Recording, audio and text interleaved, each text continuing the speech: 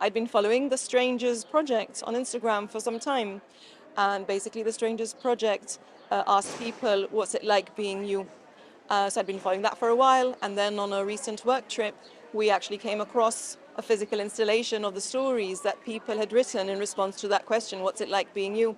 And the Minister's Principal Secretary, April Smart, had the idea of replicating to some extent this idea with inviting members of the LGBTQ plus community and their allies to write in anonymously if they wanted to, and then we would present the pieces in a central location so that they could be easily read and accessible to everyone from the community.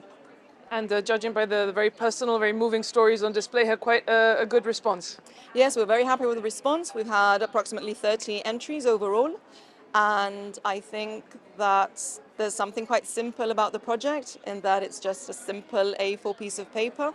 Many of them have been handwritten, others not, and there's a simplicity that is in stark contrast with the authenticity and in some cases vulnerability of the accounts or reflections that have been written.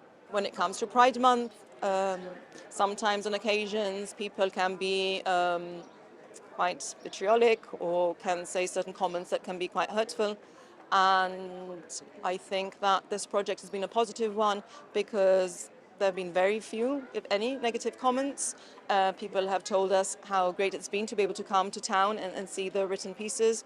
I think that when you hear somebody's story and it comes from a place of authenticity, you can't help but feel connected to that person's story, regardless of what you may have thought initially. So I think, yes, I think very positive overall, and I do think that Gibraltar has come a very, very long way. I don't think we could have had this project take place 20 years ago, maybe even 15 years ago. So I think we are able to measure to some extent the progress that has been made with regards to LGBTQ rights in terms of legislative changes, but also in terms of social changes. And what do you want people to take away from this display?